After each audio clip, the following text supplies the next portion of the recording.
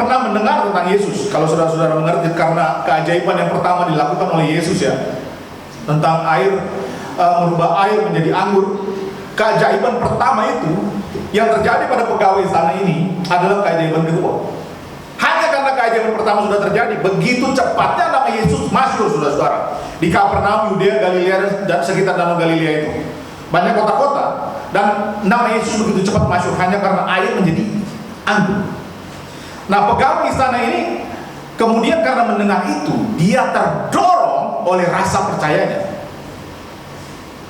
Terdorong oleh rasa percayanya atas apa yang dia dengar, bahwa Yesus sanggup melakukan mujizat.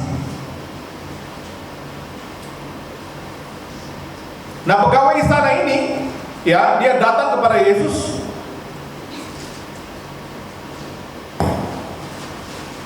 Terus dia bilang, tahu Yesus ngomong ke dia, waktu dia bilang anakku sakit, Yesus ngomong ke dia, saudara-saudara tahu, baca di situ, Yesus ngomong apa? Apa?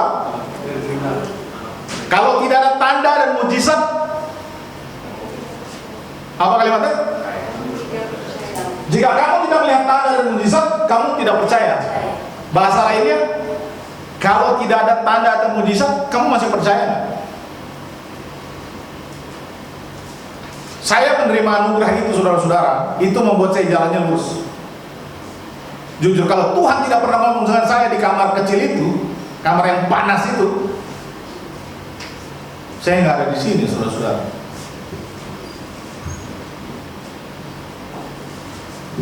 Saya tidak pernah merasa layak untuk berdiri di sini berbicara kepada siapapun tentang firman Tuhan, karena saya tahu urusannya saya, saudara-saudara. Istri saya tahu. Ya, saudara-saudara kalau tahu, saya nggak tahu, mungkin bukan cuma orang. Dulu hari 7 pacar saya jumlahnya sesuai jumlah hari. Saudara tahu kenapa? Karena saya tidak pernah menerima kasih yang benar, sehingga saya mencari kasih dan cinta dalam setiap hubungan. Tapi saya tidak menemukannya. Tetapi saya pernah, saudara tahu cerita tentang Alkitab yang bahwa bagaimana Adam diciptakan, Tuhan mengambil tulang rusuknya dan menjadikan Hawa waktu dia tidur. Itu iman saya tentang pasangan hidup. Sekacau-kacaunya saya hidup, tapi saya pegang itu. Saya bilang, Tuhan, rumah tangga papa saya hancur. Mama saya meninggal karena kepahitan, saudara-saudara.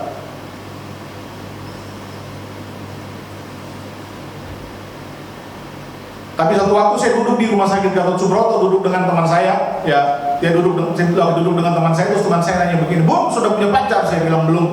Saya jatuh cinta dengan banyak teman perempuan saya. Tapi saya tidak tahu mana yang Tuhan mau buat saya." Saudara-saudara, terdengar lucu, tetapi bagi saya ini it's deadly serious. Sangat serius. Saya memandang, saya sebelum ini hidup sebagai penyanyi juga. Saya menyanyi di dalam banyak pernikahan, ratusan saudara-saudara. Dan saya selalu setiap kali nyanyi karena saya diambil sama satu wedding organizer yang besar di Jakarta, dan dia suka dengan saya. Terus dia bilang, dia selalu harus nyanyi dengan dia. Dimanapun ada acara nikah, pokoknya nyanyi aja. Saya memandang pernikahan begitu sakral, tapi saya tidak yakin bahwa saya bisa memiliki pernikahan yang sama, saudara-saudara. Saya lagi dulu teman saya, terus teman saya udah punya pacar, saya bilang belum. Saya jatuh cinta, ada, tapi saya jatuh cinta dengan banyak perempuan. Terus saya tanya, kamu udah punya? Dia bilang, ada, saya lagi naksir satu cewek orang Batak, manis banget. Tuh, istri saya. Habis dia ngomong cewek orang Batak, tiba-tiba angin tiup ke wajah saya, saudara-saudara. Angin, benar-benar angin, tapi di dalam angin itu ada suara. Kalimatnya bunyinya begini, sesungguhnya wanita itu adalah milik.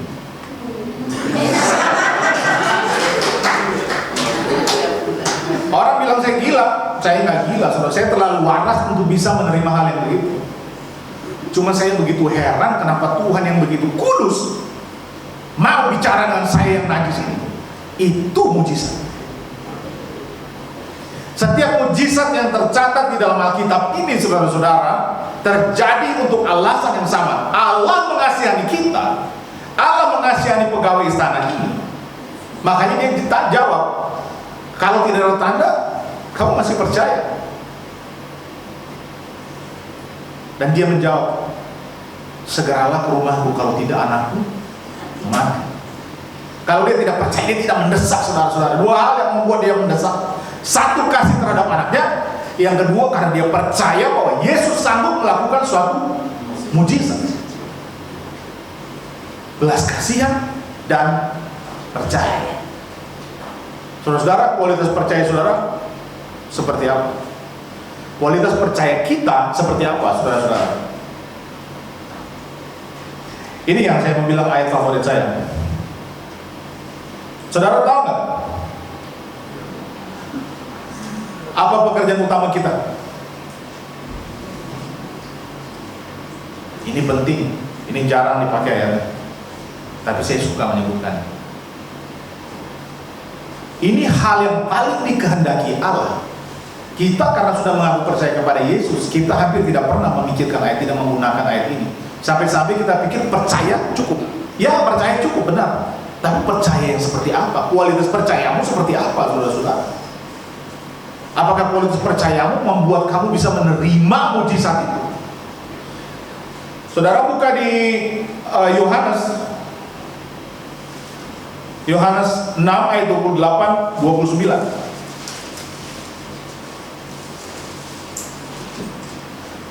Yohanes 6 ayat 28 29.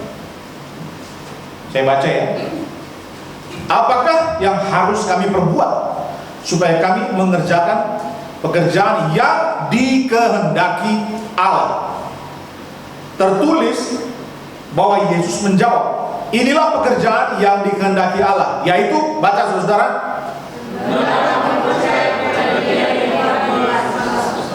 apa pekerjaan utama kita? Percaya, saudara-saudara.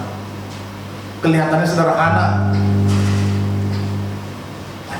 tidak sederhana, sangat tidak sederhana. Pekerjaan utama kita adalah percaya. Percaya. Kualitas percaya saudara seperti apa? Kualitas percaya kita, saya seperti apa? Kita kalau baca ayat ini setiap saat harus koreksi diri, saudara-saudara. Dan saudara, sebagai orang yang mau percaya kepada Yesus, seberapa rajin dan tekun kita mengerjakan pekerjaan ini, pekerjaan percaya ini, saudara-saudara. Nah, bagaimana dalam kehidupan kita secara pribadi, setiap hari di rumah, dalam pekerjaan, dalam kuliah, saudara-saudara? Bagaimana? Apakah kualitas percayanya itu sama seperti waktu saudara duduk di dalam jemaat begini, kemudian terlihat begitu rohani, terlihat begitu percaya? Atau ketika saudara duduk belajar Alkitab, untuk saudara-saudara juga yang belajar Alkitab seperti saya, waktu saudara mengerjakan pekerjaan di rumah atau hidup dengan kehidupan saudara yang tidak terlihat nyaman, apakah saudara mempunyai bobot kualitas percaya yang sama? Saudara-saudara, ini saya dengan istri saya selama pandemi, semua kontrak foto yang sudah kita layani selama 20 tahun, penghasilannya 0 rupiah. Tidak ada penghasilan sama sekali. Saya malu sampai bilang sama istri saya malu, saya tidak punya penghasilan. Terus kita berdoa. Saya pikir Tuhan akan menjawab pasti, tapi menjawabnya dari tangan saya. Tidak, saudara-saudara. Tuhan menjawabnya dari tangan istri saya. Roti. Tuhan menjawabnya dari roti. Kontrak fotografi 0 rupiah, satu kontrak pun tidak ada. Tapi Tuhan memberkati, memberi kita makan selama pandemi melalui roti yang dibuat. Dan kita hidup, dan roti yang kami buat, kami tidak percaya bahwa roti itu sanggup menghidupi kami dan seluruh orang dalam rumah. Bisa bayar uang sekolah.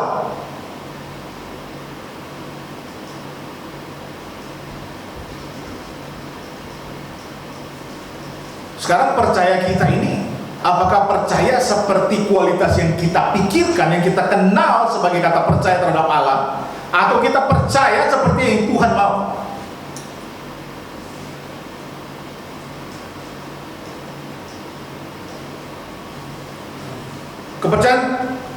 Kepercayaan terhadap anak Allah seperti yang Tuhan mau, itu kepercayaan seperti apa? Saudara-saudara tahu kualitasnya?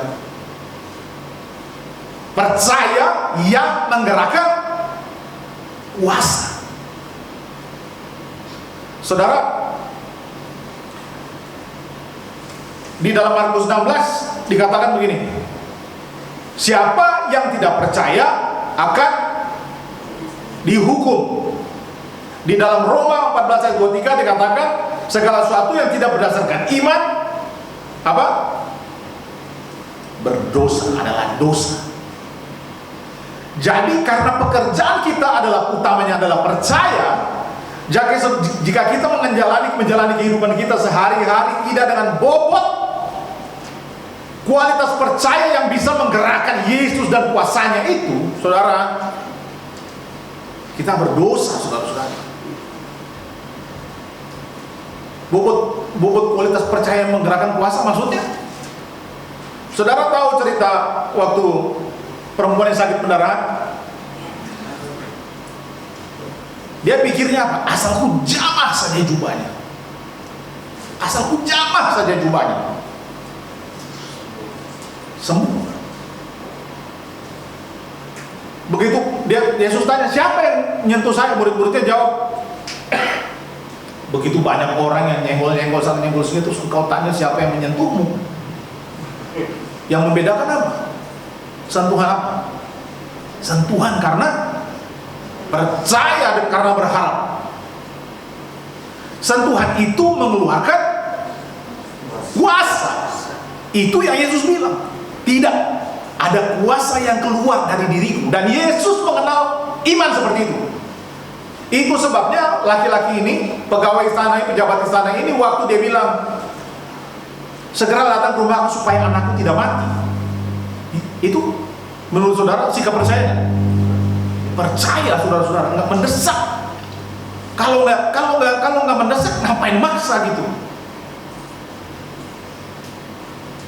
Karena Yesus mengenal hatinya, Yesus mengenal imannya. Karena kalau percakapan ini dirubah dengan bahasa yang sederhana, jadinya begini: kalau nggak ada tanda, nggak ada mujizat, apa kamu masih percaya? Terus dia jawab, Yesus ke rumah kalau nggak ada aku mati. Itu artinya aku percaya. Aku percaya. Makanya karena dia percaya, Yesus mengatakan, pulanglah, anakmu hidup. Pulanglah, anakmu hidup.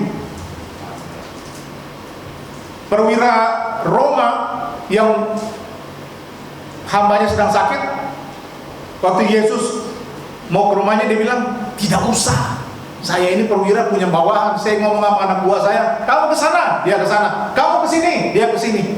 Dia bilang sama Yesus, katakan saja, maka hambaku itu akan sembuh. Saudara-saudara, itu percaya yang seperti itu, saudara-saudara.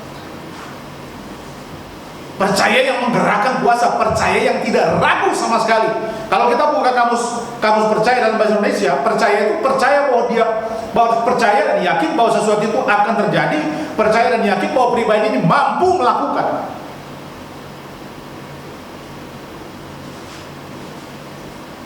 Saudara percaya, saya percaya, iblis percaya, setan percaya.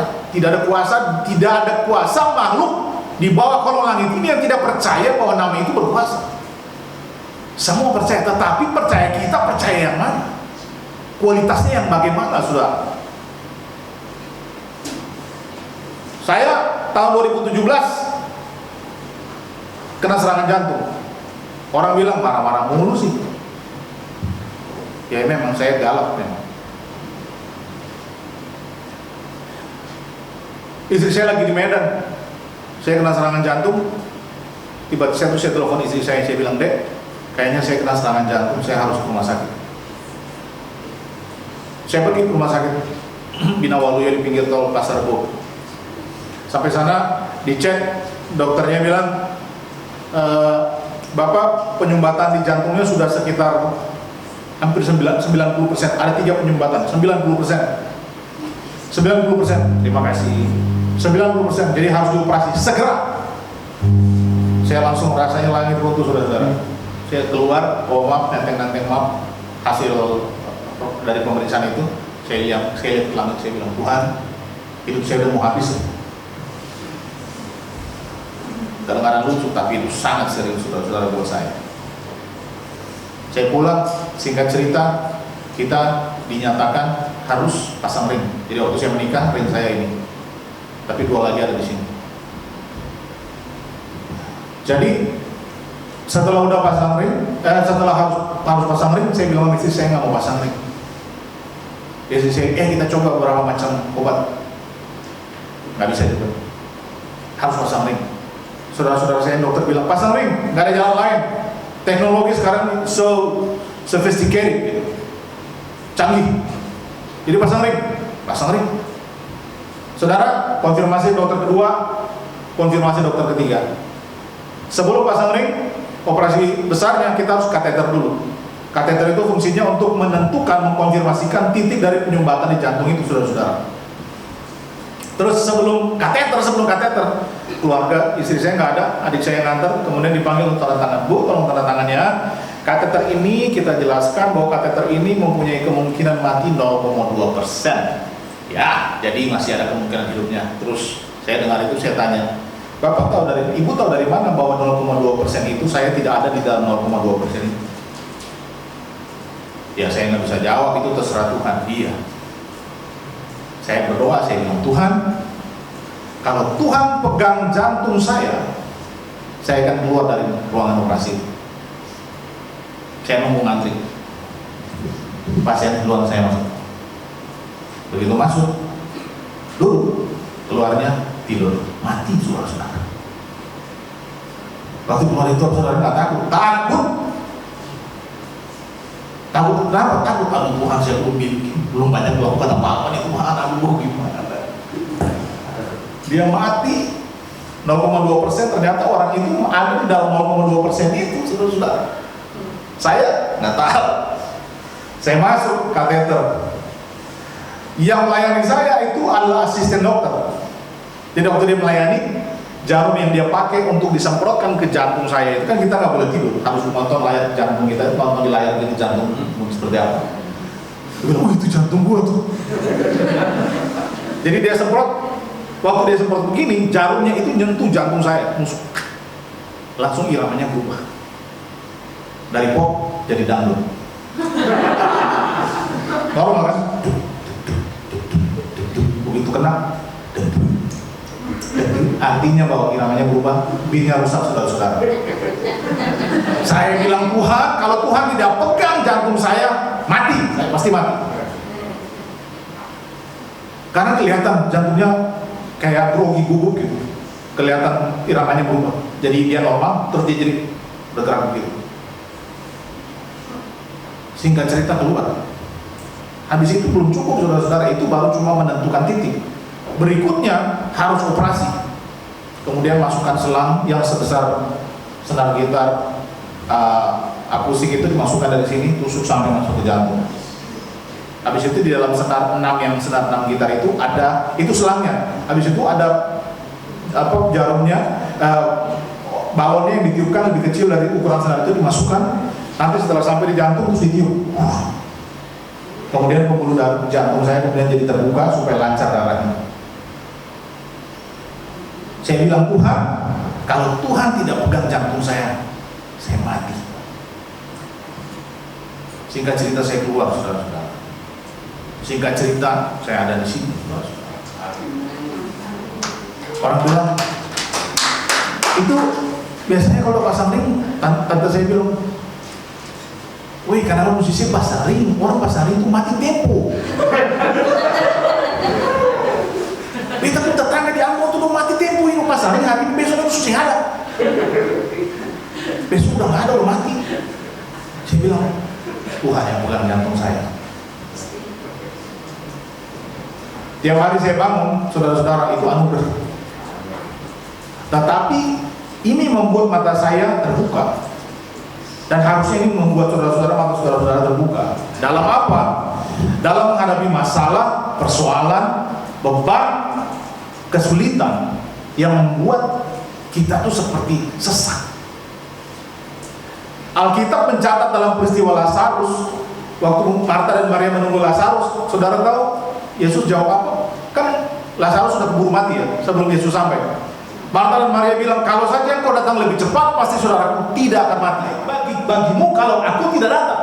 Kenapa? Dengan begitu, kamu dapat belajar untuk percaya. Saudara, kalau tidak ada pertolongan pada masa sulit, jangan mengeluh. Jangan takut. Jangan menjadi justru tidak percaya. Percaya membangkitkan harapan. Iya kan? Jangan dibalik. Bukan berharap untuk mujizat baru kemudian menjadi percaya. Nggak bisa.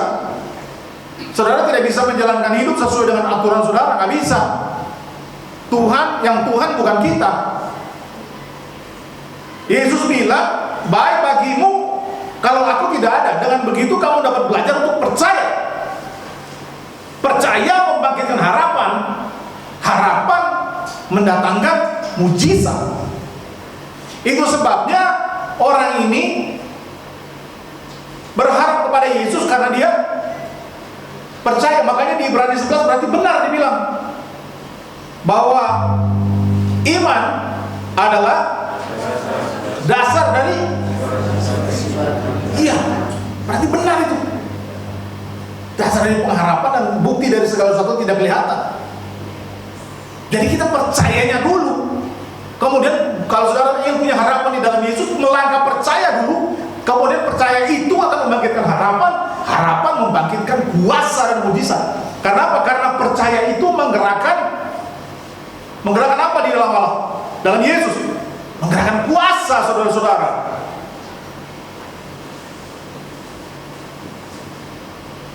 Itu yang membedakan.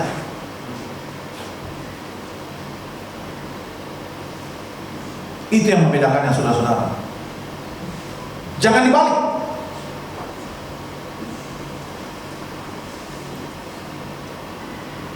Pergilah anakmu hidup. Orang itu percaya akan perkataan Yesus, ya, lalu dia pergi. Ketika masih di tengah jalan, hamba-hambanya telah datang kepadanya dengan kabar bahwa anaknya hidup. 52, ia bertanya kepada mereka, pukul berapa anak itu mulai sembuh? Jawab mereka, kemarin siang pukul 1 demamnya hilang. Maka teringatlah ayat itu, bahwa pada waktu itulah Yesus berkata kepadanya, anakmu hidup. Lalu ia pun percaya, ia dan seluruh keluarganya. Saudara-saudara, percaya membangkitkan harapan. Jadi ingat bahwa pekerjaan yang dikehendaki Allah untuk kita lakukan adalah percaya, saudara-saudara. Kalau saudara nggak percaya, saya percaya, iblis percaya, semua percaya. Apa yang membedakan percaya kita? Bahwa percaya kita, percaya yang begitu bergantung, percaya yang bisa menggerakkan kuasa Allah, percaya yang yakin bahwa Yesus menolong. Percaya kita ini penting, saudara-saudara. Saudara-saudara, kalau buka di Yohanes 17 ayat 20 sampai 23. Coba saudara-saudara buka Yohanes 17 ayat 20 sampai 23. Itu dikatakan begini. Dan bukan untuk mereka ini saja aku berdoa. Ini Yesus yang berdoa. Tetapi juga untuk orang-orang yang percaya kepadaku oleh pemberitaan mereka, supaya mereka semua menjadi satu, sama seperti engkau ya Bapa di dalam aku dan aku di dalam engkau, agar mereka yang juga di dalam kita supaya dunia percaya bahwa engkaulah yang telah mengutus aku, dan aku telah memberikan kepada mereka kemuliaan yang engkau berikan kepadaku, supaya menjadi satu, sama seperti kita adalah satu. Aku di dalam mereka, engkau di dalam aku, supaya mereka sempurna menjadi satu, agar dunia tahu bahwa engkau yang telah mengutus aku dan bahwa engkau mengasihi mereka, sama seperti engkau mengasihi aku. Saudara tahu kenapa saudara percaya kita begitu penting? Karena waktu kita percaya, kita bersatu dengan Kristus. Waktu kita percaya, kita bersatu dengan Kristus. Bapa di dalam Kristus, Kristus di dalam Bapa. Orang percaya di dalam Kristus, Kristus di dalam orang percaya. Nah, ini kemudian mempunyai satu kuasa. Itu sebabnya waktu rasul-rasul diutus, mereka diutus dengan kuasa untuk melakukan pekerjaan-pekerjaan besar, bahkan lebih besar dikatakan daripada apa yang Yesus lakukan. Itu sebabnya saudara-saudara, jadi tidak mungkin begini. Itu tidak, makanya tidak mungkin surga menjalankan satu program dengan tidak seimbang. Tidak seimbangnya di mana? Bapa berkuasa, anak berkuasa, tetapi rasul diutus tidak dengan kuasa. Tidak mungkin, saudara-saudara. Demikian pun dengan saudara dan saya. Kuasanya orang yang diutus ini harus punya kuasa. Kenapa? Karena as ambasador, kalau saudara mengerti ambasador, ya, perwakilan suatu negara untuk negara lain, mereka diberikan kuasa. Saking besarnya kuasanya, waktu mereka melakukan kejahatan di negara tujuan untuk mewakili negara mereka itu, mereka nggak bisa ditangkap. Mereka harus dipulangkan dulu, karena hukum di negara itu tidak berlaku bagi mereka. Nah sama, kita diutus dengan satu kuasa yang sama yang dimiliki Bapa dan Anak. Kemudian kita sama-sama dalam kesatuan itu memberikan kesaksian bagi dunia, sehingga dunia menjadi apa dikatakan di sini? Percaya, saudara-saudara. Ini kuasanya, saudara. Ini kita kalau baca masalah penginjilan Matius 28, semua sudah tahu. Siapa yang pernah membaca ini dan memikirkan hal ini, saudara-saudara? Saya waktu baca ini, saya bilang, Tuhan terima kasih, Tuhan. Roh Kudus terima kasih. Sampai tiga kali ganti kerangka, saudara-saudara, karena saya tidak merasa bahwa ini Roh Kudus arahkan sampai menyiapkan ini. Saudara, percaya kita dengan Kristus, bahwa kita bersatu dengan Kristus, bersatu dengan Bapa, kemudian kita menerima kuasa yang sama yang diturunkan oleh Bapa kepada Kristus, Kristus kepada kita. Dengan kuasa yang sama kita menjadi saksi bagi dunia. Jadi saudara-saudara, kalau kita tahu, kalau saudara mengaku percaya kepada Kristus, berarti saudara-saudara yakin bahwa juga saudara memiliki kuasa. Ngomong-ngomong soal kuasa begini, saudara, saya punya anak, kalian saudara-saudara melihat anak saya, kita punya anak-anak yang kecil ya, yang tadi banyak di depan. Saudara-saudara, membuktikan iman kita kepada mereka, kalau kita tidak lakukan dari sekarang, tunggu mereka besar, repot.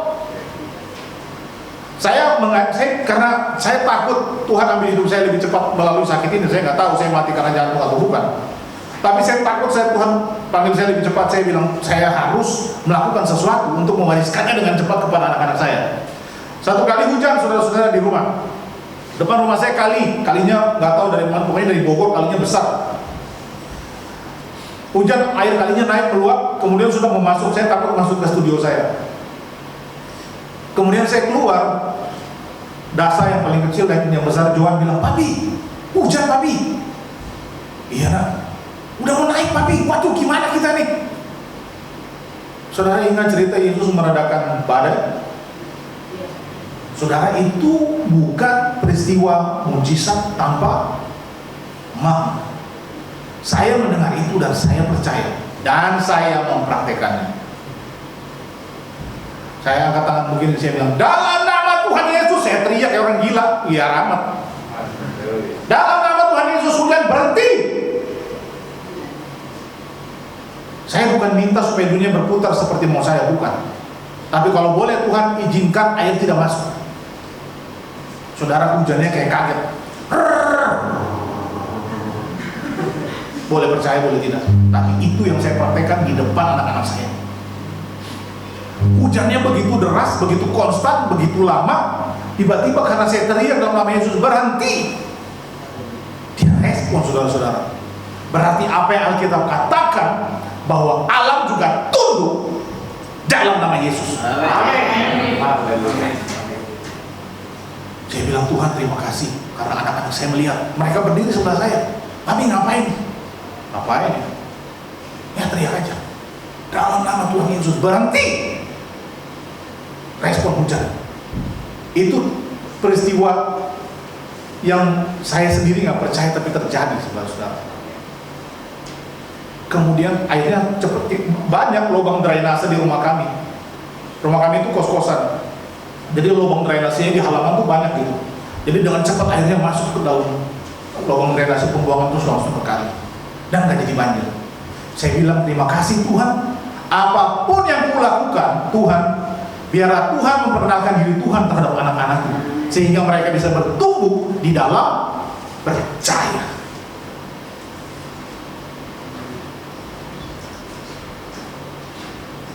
Saudara-saudara, untuk 3 kali saya akan menyebutkan ini. Ingat, yang dikehendaki Allah untuk kita lakukan sebagai pekerjaan utama kita adalah percaya, saudara-saudara. Percaya yang bagaimana? Percaya yang menggerakkan kuasa Allah. Percaya yang saudara tidak ragu sama sekali, saudara.